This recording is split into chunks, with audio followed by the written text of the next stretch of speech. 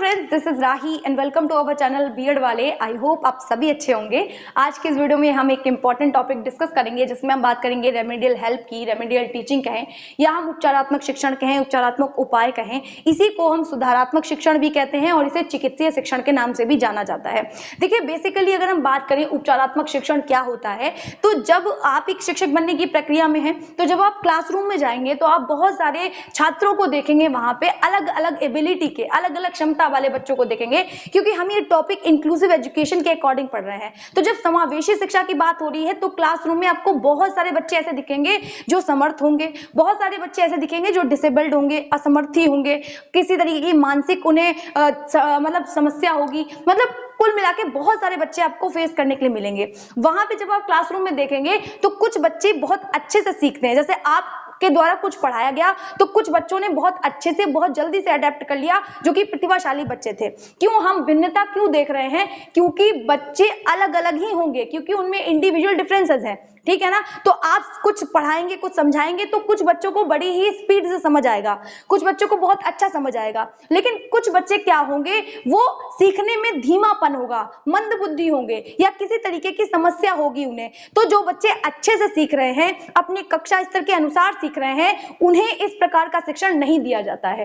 वो बच्चे जिनको अधिगम में किसी प्रकार की समस्या होती है, या हम कह सकते हैं सीखने में किसी तरीके की अक्षमता है, या हम कह सकते हैं सीखने में धीमापन है, वो जो धीमापन है उसको जानना और उसके बेसिस पे उसका निराकरण करना ही क्या है, उपचारात्मक शिक्षण कहलाता है। वो जो हम उपाय कर रहे हैं, मतलब क्या समस्या है बच्चे को पहले ये जानना, और जो समस्या है उसके आधार पर हम उसे क्या दे रहे हैं, उपचार कर रहे हैं, या हम कह सकते हैं मेडिसिन दे रहे हैं एक तरीके से। तो अभी मैंने ये बात क्यों कही है वो भी हम जाने। डिफरेंसेस तो दोनों में है। देखिए, ये कोई पर्टिकुलर जगह पे नहीं पाए जाएंगे, ये हर विद्यालय में है, हर कक्षा में है, जिनको क्या है, एक तरीके से कठिनाइयों का सामना करना पड़ रहा है। या तो वो कठिनाइयों से जूझते रहते हैं क्योंकि वो सीख नहीं पाते हैं, या ऐसा होता है कि वो पढ़ाई ही छोड़ देते हैं। क्यों? क्योंकि कुछ बच्चे प्रतिभाशाली हैं, वो इतनी ज्यादा स्पीड से सीख रहे हैं, क्योंकि जैसे आपने उनको कुछ बताया या समझाया तो वो आंसर करने की कोशिश कर रहे हैं, या जो प्रतिभाशाली बालक है वो एक बार में ही चीजों को समझ पा रहे हैं। लेकिन उसी कक्षा में जो इंक्लूसिव एजुकेशन है,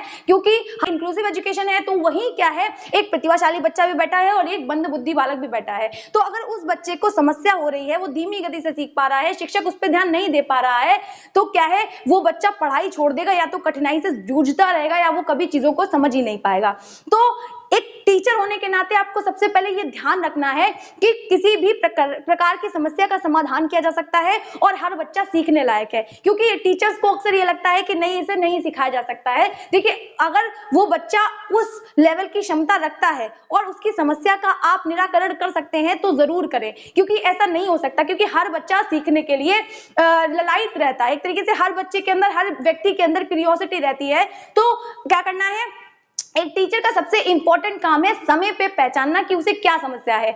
उसका जो टीचर है उसका दृष्टिकोण एक तरीके से फिलोसोफर वाला होना चाहिए। हम हमेशा से ही देखते हैं जो टीचर्स हैं उनके गुणों में कि उनके पास एक दार्शनिक प्रोस्पेक्टिव से सोचना चाहिए कि किस बच्चे को क्या बनना है, कैसी समस्या आ रही है। हर समस्या का समाधान टीचर के पास होना चाहिए, ठीक है ना। तो हर बच्चे की स्थिति के अकॉर्डिंग हम क्या करेंगे, समस्या को देखेंगे, समझेंगे और उसी के बेसिस पे हम बच्चे को क्या देंगे, उपचार देंगे, ठीक है। जैसे कि उपचारात्मक से संबंधित उपचार आपको समझ में ही आ रहा होगा कि जैसे आप किसी डॉक्टर के पास जाते हैं तो क्या है, आप सबसे पहले उसे अपनी समस्या बताएंगे, है ना। आप बताएंगे ना कि डॉक्टर मेरे पेट में दर्द है या मुझे बुखार आ रहा है, तो सबसे पहले वो ये जानेगा, है ना, भाई जान रहा है ना कि आपको क्या समस्या है, तब वो दवाई दे रहा है ना। तो जैसे हम शिक्षा में पढ़ते हैं कि जो किंडरगार्टन पद्धति है उसमें हम देखते हैं जो फ्रोवेल है उन्होंने क्या किया है कि बच्चों की तुलना पौधों से की है, टीचर की तुलना एक तरीके से माली से की है, विद्यालय की तुलना बगीचे से की है। इसी तरीके से हम कंपैरिजन में चीजें पढ़ते हैं। तो यहाँ पे हम पढ़ रहे हैं कि जैसे डॉक्टर होता है वो मेडिसिन देता है, कब, जब वो निदान करता है, जब वो एक तरीके से समस्या का पता लगा लेता है, तब वो मेडिसिन देता है, यानी उपचार करता है मेडिसिन के द्वारा। ऐसे ही शिक्षक क्या करेंगे, शिक्षक पहले पता लगाएंगे कि बच्चा आखिर अधिगम में कहां, मतलब उसे क्यों नहीं समझ आ रहा है, वो क्यों नहीं सीख पा रहा है, उसे किस तरीके की समस्या है, वो रोता रहता है बैठ के, या उसे किसी तरह शांत रहता है बिल्कुल, या उसे समझ नहीं आता, वो क्यों नहीं रिस्पॉन्स कर पाता। तो ये सारी जो दिक्कतें हैं उनका निराकरण करने के लिए ही हम उपचारात्मक शिक्षण का प्रयोग करते हैं। अब इससे संबंधित एक जो टॉपिक है वो है हमारा निदानात्मक शिक्षण। निदानात्मक शिक्षण क्या होता है,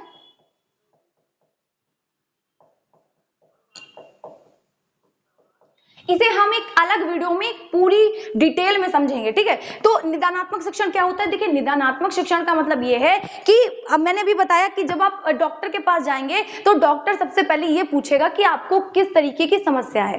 भाई उपचार तो वो तभी करेगा ना, पहले तो वो डायग्नोस करेगा कि किस तरीके की समस्या से आप जूझ रहे हैं, आपको कैंसर है या आपको पेट दर्द है, आपको किस तरीके की समस्या है, डॉक्टर पहले वो निदान करेगा। निदान का मतलब ये है पहले समस्या का पता लगाना, पहले समस्या का पता लगाना है, उसके बाद में बच्चे को क्या देना है, उपचार देना है, रेमेडियल हेल्प करनी है बच्चे की, ठीक है ना। तो सबसे पहले हम बात करें जो निदानात्मक शिक्षण है उसका मतलब सीधा सीधा ये है, देखिए इन दोनों को कनेक्ट करके ही पढ़ना बेहतर होता है। तो हम इसको डिटेल में समझेंगे, लेकिन हम ये समझ लेते हैं कि जो निदानात्मक शिक्षण होता है उसमें क्या है, उसमें बच्चों को जो समस्या आ रही है उनके कारणों का पता लगाएंगे कि वो किस वजह से अधिगम करने में आसक्त है, क्यों नहीं कर पा रहा है। फिर हम क्या करेंगे, उपचार देंगे, उसे मेडिसिन देंगे, उसे दवाई देंगे, उसे औषधि देंगे। जैसे कि एक डॉक्टर जो है वो समस्या का पता चल जाने के बाद में मेडिसिन देता है, दवाई लिखता है, वैसे ही एज इट इज आप एक टीचर होने के नाते बच्चे की समस्या का पता लगाएंगे, उन कारणों का पता लगाएंगे कि ये अधिगम क्यों नहीं कर पा रहा है। फिर आप उसको मेडिसिन देंगे यानी उपचार देंगे कि जिससे कि उसकी समस्याओं का निराकरण हो जाए। देखिए मैंने हमेशा से ही कहा है कि समय से निदान हो जाएगा, आपकी बीमारी बढ़ सकती है अगर निदान आपने नहीं किया और साथ में ही उपचार नहीं किया गया। तो ऐसे ही शिक्षा में भी है कि अगर एक टीचर होने के नाते बच्चों की समस्याओं का समाधान टाइम से नहीं किया गया तो वो समस्या बढ़ जाएगी और फिर बच्चे को उस चीज की आदत हो जाएगी, फिर वो कभी नहीं सीख पाएगा। तो सबसे पहले टीचर का काम होता है कि ऐसे बच्चों की पहचान करना जो अधिगम में आसक्तता महसूस करते हैं या धीमी गति से सीखते हैं, ठीक है ना। और ये जो उपचारात्मक शिक्षण होता है ये छुट्टी होने के बाद में दिया जाता है अलग से बच्चों को, जिससे कि जो बच्चे हैं उनको किसी तरीके की समस्या ना हो सके। और ये जो है वो व्यक्तिगत रूप से भी होता है और सामूहिक रूप से भी किया जा सकता है, जिससे कि बच्चों को किसी तरीके की हीनता की भावना महसूस ना हो, आराम से बच्चों का उपचार हो सके और उनके अधिगम में बढ़ावा दिया जा सके और उनके जो दोष हैं, उनकी जो त्रुटियां हैं अधिगम में, उसे भी दूर किया जा सके। आई होप इतनी चीजें आपको समझ आई होगी। यहाँ मैंने लिख दिया है ताकि आप लोगों को कोई चीज और समझने में समस्या नहीं हो, तो फटाफट से जो लिख रखा है उसको भी एक बार देख लेते हैं, क्योंकि कुछ लोगों को समस्या होती है और वो हमेशा कहते हैं कि आप तो मैम बोर्ड के सामने खड़े होकर पढ़ाती रहती है। तो इन चीजों को भी हम लोग डिस्कस कर लेते हैं एक बार। अब देखिए मैं बता ही चुकी हूँ कि रेमेडियल हेल्प कहे, रेमेडियल टीचिंग कहे, या हम कह सकते हैं उपचारात्मक उपाय कहे, उपचारात्मक शिक्षण कहे, चिकित्सीय शिक्षण कहें या सुधारात्मक शिक्षण कहें, सारी बातें एक ही हैं। उसके बाद में अगर हम बात करें तो सबसे पहले अगर हम बात करें तो हर विद्यालय में हर कक्षा में ऐसी कोई जगह नहीं है। देखिए अगर आपको लगता है क्योंकि सभी में इंडिविजुअल डिफरेंसेस हैं तो हर बच्चा अलग है, उसकी हर बच्चे की एबिलिटी अलग है, हर बच्चे की क्षमता अलग है, हर बच्चे के इंटरेस्ट अलग है। तो ऐसा नहीं है कि वो कहीं एक जगह पाया जाएगा, एक ही कक्षा में एक ही विद्यालय में पाया जाएगा, ऐसा नहीं है बिल्कुल। वो हर जगह पाए जा सकते हैं, किसी भी कक्षा में किसी भी विद्यालय में पाए जा सकते हैं। जब आप किसी भी स्कूल में जाएंगे पढ़ाने, आपने किसी बच्चों को भी ट्यूशन दी होगी, तब आप देखते हैं कि कुछ बच्चे बहुत जल्दी अडेप्ट कर लेते हैं और कुछ बच्चे क्या करते हैं, देर लगाते हैं। उनके जो सीखने की गति है वो बहुत ज्यादा धीमी होती है। तो वो क्यों धीमा सीख रहे हैं, क्या घर में कोई समस्या है या किस तरीके की प्रॉब्लम आ रही है उन्हें, तो उन कारणों का पता आप लगाएंगे किसके द्वारा, निदानात्मक शिक्षण के द्वारा। और उन कारणों का पता लगाने के बाद आप उपचारात्मक शिक्षण देंगे, उसके द्वारा उन्हें उपचारित करेंगे या उन्हें उपचार देंगे, ठीक है ना। उनकी समस्याओं का समाधान करेंगे, क्योंकि बच्चे को नहीं समझ में आ रहा कि उसे क्यों नहीं समझ में आ रहा और वो इस वजह से जूझ रहा है अपनी कठिनाइयों से। अब अगर हम बात करें तो हम समावेशी शिक्षा की बात कर रहे थे और समावेशी शिक्षा में हमने देख ही लिया था। और देखिए ये बहुत ज्यादा इंपॉर्टेंट है समावेशी शिक्षा के लिए, और साथ में एक समन्वय बनाने के लिए कक्षा में ये बहुत ज्यादा इंपॉर्टेंट हो जाता है, क्योंकि अलग अलग एबिलिटी के बच्चे जब साथ में बैठेंगे तो कुछ बच्चे ऐसे जरूर होंगे जिनको समस्या उत्पन्न हो रही होगी, कुछ बाल अपराधी होते हैं, है ना, मतलब बहुत ज्यादा उत्पाती बच्चे होते हैं, वो इस वजह से नहीं सीख पाते हैं। तो बहुत सारे ऐसे बच्चे होते हैं, खाली हम मंद बुद्धि बालकों को नहीं लेंगे। जैसे हमने तारे ज़मीं मूवी देखी होगी, उसमें उसे सीखने में समस्या हो रही होती है ना। तो मतलब ये नहीं है कि बच्चा सीख नहीं पा रहा है, आपके सिखाने में कहीं कमी आ रही है। जब आप अपनी शिक्षण पद्धतियों पे ध्यान देंगे, उसके अकॉर्डिंग आप अपनी शिक्षण पद्धतियों को बदलेंगे और उस पे व्यक्तिगत रूप से या सामूहिक रूप से ध्यान देंगे उस बच्चे पे, जिससे के कारण उसे सीखने में समस्या आ रही है, तो क्या होगा, आप क्या कर रहे हैं, उसे उपचारात्मक शिक्षण दे रहे हैं, उसे रेमेडी दे रहे हैं। ठीक है ना। अब इतनी चीजें आपको समझ आ ही चुकी होंगी, हम पहले ही डिस्कस कर चुके हैं। साथ में ये जो अगर हम देखें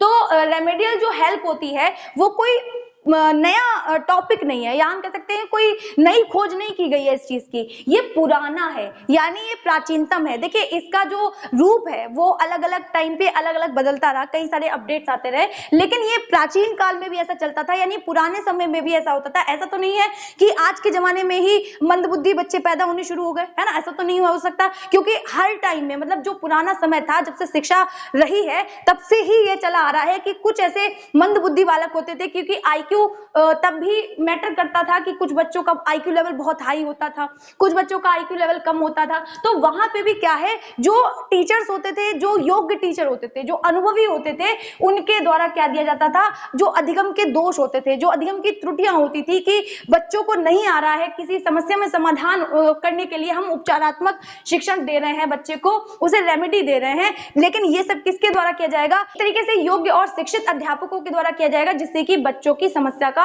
निश्चित ही और जल्दी से जल्दी समाधान हो सके। क्योंकि अगर हमने देर लगा दी किसी भी बीमारी को दूर करने में, तो क्या होगा, वो गंभीर बीमारी बन जाएगी। इसी तरीके से अगर हमने बच्चों की समस्याओं को नहीं जाना, उनके कारणों को नहीं जाना कि वो क्यों अधिगम नहीं कर पा रहे हैं, तो क्या होगा, उनकी वो समस्याएं लगातार बढ़ती चली जाएंगी और एक दिन वो बहुत बड़ा रूप ले लेंगी। तो एक शिक्षक होने के नाते हमें हर समय एक्टिव रहना है कि कहां पे बच्चों को किस तरीके से समस्या आ रही है और उन्हें उपचारात्मक शिक्षण देना है। साथ ही में हम बात करें, देखिए जो हमारा उपचारात्मक शिक्षण इसीलिए भी जरूरी है क्योंकि शिक्षा से संबंधित है, और शिक्षा हर बच्चे के लिए बहुत ज्यादा जरूरी है। और बच्चे को समझ में नहीं आएगा, वो ठीक ढंग से सीख नहीं पाएगा, तो क्या ही वो राष्ट्र का निर्माण करेगा। क्योंकि ऐसा तो है नहीं सिर्फ प्रतिभाशाली बालक और जो अन्य सामान्य बालक हैं वही राष्ट्र के निर्माण में सहयोग देंगे, ऐसा बिल्कुल नहीं है कि हर एक बच्चा इंपॉर्टेंट है। इसलिए क्या है, जिनको अधिगम जो करने में आवश्यकता महसूस कर रहे हैं, जिनको नहीं समझ आ रही है कोई चीज या धीमी गति से सीख रहे हैं, 10 बार बताने के बाद भी उन्हें समझ नहीं आ रहा है, फिर भी एक शिक्षक होने के नाते आप क्या कर रहे हैं, अपना पूर्ण योगदान दे रहे हैं उपचारात्मक शिक्षण के द्वारा, जिससे कि बच्चे को किसी भी तरीके की समस्या ना हो और वो सीख सके। तो हम और क्या कर सके आगे, जो राष्ट्र का निर्माण है, क्योंकि सभी को समाज में रहना है और शिक्षा सभी के लिए इंपॉर्टेंट है, तो वो भी अपना सहयोग दे सके। ऐसा बिल्कुल भी नहीं कहा जा सकता है कि जो मंदबुद्धि बालक है उसके अंदर सीखने की क्षमता नहीं होती। मैंने कहा हर बच्चे में सीखने की क्षमता होती है, क्योंकि उनके अंदर कुछ दोष होते हैं, कुछ जैसे हम पढ़ते हैं डिसलेक्सिया देखते हैं, डिस्ग्राफिया देखते हैं, डिस्मॉर्फिया देखते हैं, तो उनके अंदर कुछ ऐसे दूर करना जरूरी है ना। मतलब उन जो समस्याएं वो फेस कर रहे हैं, अगर हम उनको दूर कर देंगे, उनका निराकरण करना है, हमें उनकी समस्याओं का दो पद्धतियां दी गई, जिसमें एक पद्धति आती है उपचारात्मक, दूसरी पद्धति आती है निदानात्मक। तो हम अभी डिस्कस कर ही चुके थे, निदानात्मक में हम निदान करेंगे, कारणों का पता लगाएंगे, और उपचारात्मक में हम उपचार करेंगे, मेडिसिन देंगे, रेमेडी देंगे किसी ना किसी तरीके से उनकी समस्या के समाधान की। अब जो हमारे एक साइकोलॉजिस्ट है जिनका नाम है, दो लोग हैं जो है योकम और सिम्पसन, जो कहते हैं कि हमें जो उपचारात्मक शिक्षण है वो जरूर ही देना चाहिए। मतलब हमें देना ही देना है इन विषयों में। हम अलग भी विषयों में दे सकते हैं, कुछ अलग विषय अगर हम चाहें तो अलग विषयों में दे सकते हैं, लेकिन इन विषयों में उपचारात्मक शिक्षण बच्चे को देना बहुत ज्यादा जरूरी होता है, जिससे कि जो समस्या उनमें उत्पन्न हो रही है, क्योंकि आप देखते हैं कि भाषा संबंधी त्रुटियां बच्चे करते हैं, तो वो क्यों कर रहे हैं, उनके कारणों को जानना, ठीक है। साथ ही में जो वाचन है, ठीक, जो लेखन है, मतलब लिखित वो बहुत सारी गलतियां करते हैं, मतलब बहुत सारी चीजें हैं जिससे कि वो उन्हें जिस प्रकार की समस्या आ रही है उसको जानना है। और बेसिकली जो योकम और सिम्पसन है उन्होंने कहा है कि वाचन, लेखन, उच्चारण, भाषा और अंक गणित से में तो हम जरूर ही, मतलब ये जो विषय है इनमें तो हम जरूर ही उपचारात्मक शिक्षण देंगे और अन्य विषयों में भी हम उपचारात्मक शिक्षण दे सकते हैं। आई होप इतनी चीजें आपको समझ आई होंगी। तो फटाफट से चलिए अब हम देख लेते हैं कि जो हमारा उपचारात्मक शिक्षण है उसकी डेफिनेशन क्या है। तो चलिए देख लेते हैं कि उपचारात्मक शिक्षण की परिभाषाएं क्या है। उसको जानने से पहले हम ये देख लें कि जो हमारा उपचारात्मक शिक्षण है उसके प्रकार कितने हैं। देखिए, ये दो प्रकार से काम करता है, एक तो सामूहिक, एक तो व्यक्तिगत। अब सामूहिक क्या है और व्यक्तिगत क्या है? व्यक्तिगत का मतलब आप किसी एक इंडिविजुअली किसी बच्चे को क्या कर रहे हैं, हेल्प दे रहे हैं, मतलब उसे उपचार दे रहे हैं उसकी समस्याओं का निराकरण करके। फिर साथ में हम बात करें सामूहिक, तो सामूहिक में क्या है, जब एक बच्चा है उसी की तरह समस्या और भी बच्चों को है। जैसे एक बच्चे को पढ़ने में भाषा संबंधी एक तरीके से समस्या उत्पन्न हो रही है, या उसके साथ में और भी कई ऐसे बच्चे हैं जिनको भाषा संबंधी समस्या है, तो आप क्या करेंगे, उनको एक ग्रुप में डिवाइड कर देंगे जिससे वो ग्रुप में अच्छा भी सीखेंगे और साथ में शिक्षक के लिए भी सुविधा होगी कि वो आराम से सीख सकेंगे। तो जब एक जैसी समस्या ज्यादा बच्चों को होती है तो हम उनमें समूह के द्वारा उन्हें उपचारात्मक शिक्षण देते हैं। वरना हम पहले ये देख लेते हैं कि किस तरीके से हमें बच्चे को देना है, कि सामूहिक या व्यक्तिगत। और अगर व्यक्तिगत देने वाली समस्या ऐसी समस्या होगी कि हम बच्चों को व्यक्तिगत तरीके से उपचार करें या निदान करें, तो हम उस तरीके से करते हैं। व्यक्तिगत का मतलब किसी एक बच्चे को पर्टिकुलर उपचार देना, उसका निदान करना उसकी समस्या का, और सामूहिक का मतलब समूह में देना। ठीक है ना, अभी तक हम समझ ही चुके हैं। अब ये जो तथ्य हैं वो मैंने इसलिए लिखे हैं ताकि आपको अच्छे से और समझ में आ जाए कि जो उपचारात्मक हम शिक्षण देख रहे थे उसमें हम किन किन बच्चों को शामिल करें। इसके अलावा भी कई बच्चे आते हैं, लेकिन मैंने यहाँ पे कुछ बच्चों को लिख दिया है जो आपको समझने में मदद करेंगे। जैसे कि पठन में कठिनाई हो रही है, पढ़ने में किसी तरीके की समस्या आ रही है, बच्चा नहीं पढ़ पा रहा है, तो उन कारणों का पता लगाना है, फिर उपचार देना है। और साथ ही में बहुत हकलाने या तुतलाने वाले बच्चे, मतलब इस तरीके के बच्चे जो अधिगम को सीखने में थोड़ी सी उन्हें देर लगती है, उनकी गति धीमी रहती है, तो उनके कारणों का पता लगाना कि ये कैसे ठीक हो सकते हैं, है ना, उनके कारणों का निराकरण करना, या उन्हें किस तरीके से सिखाया जा सकता है कि वो सीख लें जल्दी से। अब साथ ही हम बात करें तो बहुत पुराने, अब जो अपराधी प्रवृत्ति के होते हैं, बहुत शोर शराबा करने वाले बच्चे हैं, तो इस तरीके के बच्चे भी क्या है, सीखने में, वो अधिगम में उन्हें भी असमर्थता होती है कि जब वो शोर शराबा करते रहेंगे, मारते पीटते रहेंगे, तो क्या है, उन्हें अधिगम करने में, या फिर हम कह सकते हैं किसी चीज को समझने में, सीखने में, ज्ञान को अर्जित करने में समस्या होगी। तो ऐसे बालकों को भी क्या करना है, उपचारात्मक शिक्षण देने की आवश्यकता है। फिर हम कह सकते हैं गंभीर संवेगों का शिकार, यानी हम कह सकते हैं अचानक से बैठे बैठे जिस बच्चे को बहुत ज्यादा गुस्सा आ गया, इस तरीके के बहुत सारे संवेग हैं कि हंसता ही रहता है ना, मतलब बहुत सारे संवेग ऐसे हैं जिस पे बच्चे का कंट्रोल नहीं है। तो वो सारी चीजें आप जानेंगे, उनका निदान करेंगे, उन कारणों का निदान करेंगे, उसके बाद आप उन्हें क्या देंगे, उपचारात्मक शिक्षण देंगे। आई होप अब आपको क्लियर हो गया होगा। साथ ही में अगर हम बात करें तो उपचारात्मक शिक्षण की दो परिभाषाओं को हम देख लेते हैं, जहां पे योकम और सिम्पसन आते हैं, जो कहते हैं कि उपचारात्मक शिक्षण उस विधि को खोजने का प्रयत्न करता है जो छात्र को अपनी कुशलता या विचार की त्रुटियों को दूर करने में सफलता प्रदान करे। यानी योकम और सिम्पसन कह रहे हैं कि एक तरीके से जो उपचारात्मक शिक्षण है, जो रेमेडियल टीचिंग है, वो क्या करती है, बच्चों को अपनी समस्याओं को दूर करने में सहायता करती है। उनकी जो भी जिस तरीके की समस्याएं हैं उसमें हेल्प करेगी। कौन, उपचारात्मक शिक्षण। साथ ही में हम बात करें जो ब्लेयर हैं और जोन्स हैं, वो क्या कहते हैं कि उपचारात्मक शिक्षण वास्तव में उत्तम शिक्षण है, बहुत अच्छा शिक्षण है। क्यों? क्योंकि हर बच्चे की समस्या का समाधान हो रहा है। फिर हम बात करें जो उत्तम छात्र को अपनी वास्तविक स्थिति का ज्ञान प्रदान करता है और जो सुप्रेरित क्रियाओं द्वारा उसको अपनी कमजोरियों के क्षेत्रों में अधिक योग्यता की दिशा में अग्रसर करता है। यानी जो बच्चा नहीं सीख पा रहा है उसको उसकी समस्या का समाधान करने के बाद में वो अधिगम में क्या हो जाता है, पहले वो उसी चीज को सीखने में कमजोरी महसूस करता था, अब वो क्या कर रहा है, उसी क्षेत्र में अधिगम की योग्यता की ओर उसे अग्रसर किया जा रहा है। यानी वो बेहतर कर पा रहा है उसी दिशा में जिसमें उसे पहले समस्या होती थी। ठीक है ना, किसके बाद में, उपचारात्मक शिक्षण के बाद में। आई होप इतना आपको समझ आया होगा। फटाफट से देखते हैं कि उपचारात्मक शिक्षण के उद्देश्य क्या है। सबसे पहले हम बात करें तो छात्रों की अधिगम से जुड़ी हुई समस्याओं या कठिनाइयों को दूर करना। अब ये हम इतनी देर से यही चीज डिस्कस कर रहे हैं कि बालक को अगर ज्ञान को अर्जित करने में या लर्निंग करने में किसी भी तरीके की समस्या है तो क्या है, उपचारात्मक उसके ऊपर काम करता है कि बालक किस क्षेत्र में या किस विषय में क्यों नहीं सीख पा रहा है, उन कारणों का पता लगाने के बाद में दिया जाता है। ठीक है ना, ये चीज आपको समझ आ रही होगी। ये पहला उद्देश्य है। दूसरा उद्देश्य क्या है? दूसरा उद्देश्य है छात्रों के दोषों को पहचानना और तुरंत उपचार करना, ताकि भविष्य में वो दोष युक्त हो सके। हो सकता है कि बालक जो त्रुटि कर रहा है, जो समस्या उसे हो रही है, और जब आप उसे उपचार दें तो भविष्य में उसकी वो समस्या बिल्कुल ही खत्म हो जाए। लेकिन अगर उसे उपचार नहीं दिया जाएगा तो ये जो समस्या है वो भयंकर रूप भी ले सकती है, या उसे सीखने में और ज्यादा समस्या समय के साथ होने भी लग सकती है। तो इस तरीके से क्या है, इसका क्या मेन पर्पस है, क्या उद्देश्य है,